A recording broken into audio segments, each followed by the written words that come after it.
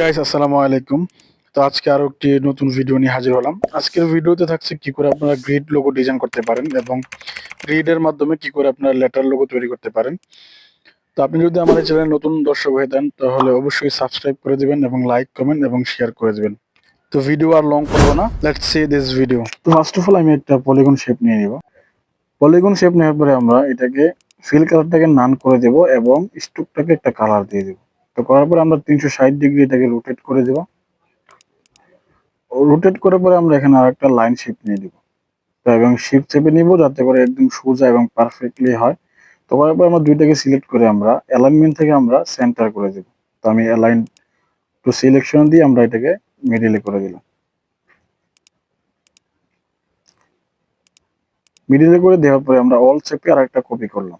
Copy করে blend টুলের মাধ্যমে আমরা এটাকে 9টা কপি করব। তো এই জন্য আমি দুইটা স্ট্রোকের মধ্যে ক্লিক করে এখন আমরা ব্লেন্ড টুলে ডাবল ক্লিক করে পিভট অন করে আমরা মিডিলের যে অপশনটা যেটা দিয়ে এখন এখানে 9টা দিয়ে দিব। দেওয়ার পরে আমরা ওকেতে প্রেস করে দেব। ওকেতে প্রেস করার পরে এটাকে সিলেক্ট করে আমরা রাইট ক্লিক করব। রাইট সিলেক্ট করে আমরা এটাকে চলে যাব রোটেটে।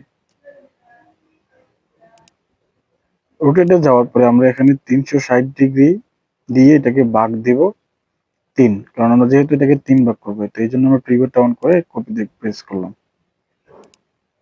কপিতে পেস্ট করার পরে আবার আমরা চলে যাব ট্রান্সফর্মে, এখান থেকে চলে যাব রিফ্লেক্টে, যার পরে জাস্ট কপিতে একটা ক্লিক করে দেব।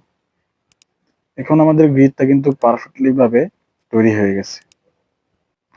গ্রিডটা তৈরি করার পরে আমাদের যেই লাইন টুলগুলো আছে এগুলোকে সিলেক্ট করে আমরা অবজেক্ট থেকে আমরা এটাকে এক্সপান্ড করে দেব, না হলে আমাদের শেপ বিল্ডার টুল দিয়ে কাটার সময় এটা ঝামেলা হতে পারে। তারপর আমরা এটাকে আনগ্রুপ করে দেব।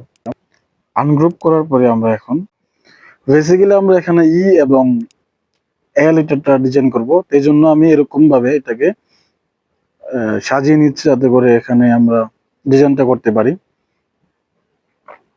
তো এরকম করার পরে আমরা শেপ বিল্ডারটা সিলেক্ট করে আমরা ফিল কালারটাকে অন করে এবং স্ট্রোকটাকে নান করে দিব যাতে করে ফিল কালারটা দেখা যায়। তো আমি ড্র করে নিচ্ছি।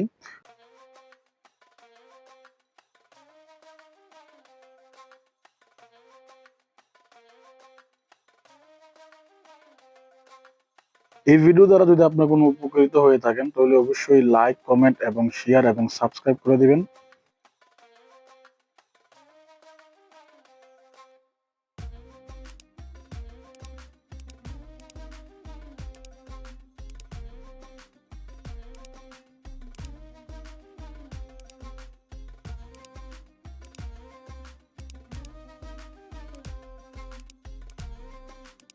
তো আমার লোগোটা আমি এখানে ড্র করে শেষ করলাম। তো আপনারা সবসময় একটা জিনিস খেয়াল রাখবেন, আপনি 3 ঘন্টা 4 ঘন্টা যদি একটা লোগো ডিজাইন করেন ওই লোগোটা পারফেক্ট নাও হতে পারে। আপনি আবার একটা লোগোকে 5 মিনিট ডিজাইন করলেন, ওই লোগোটাও পারফেক্ট হতে পারে। সো আপনি চেষ্টা করবেন সবসময় লোগো ডিজাইন করার আগে এই লোগোটা নিয়ে একটু চিন্তা করা বা গুগলে সার্চ করে এটাকে রিসার্চ করা, তাহলে একটা সুন্দর লোগো ডিজাইন করতে পারবেন এবং ক্লায়েন্ট থেকে আপনি ভালো একটা রিভিউ পাবেন। তো আমাদের লোগোটা এখন ডিজাইন করা শেষ। এখন যদি আমরা এটাকে মকআপ করি এবং প্রেজেন্টেশন করি তাহলে আরো সুন্দর দেখা যাবে। এবং লোগো ডিজাইন করার পরে আপনারা এই লোগোটা কিভাবে, এই আইকনটা কি এবং এই আইকন এই লেটারটা কিসের জন্য দেওয়া হয়েছে সবগুলো একটু এক্সপ্লেন করে দিবেন এবং এক্সপ্লেন করে প্রেজেন্টেশন করবেন, তাহলে ক্লায়েন্ট দেখে পছন্দ করবে এবং বুঝতে পারবে যে আপনি একটা প্রফেশনাল ডিজাইনার।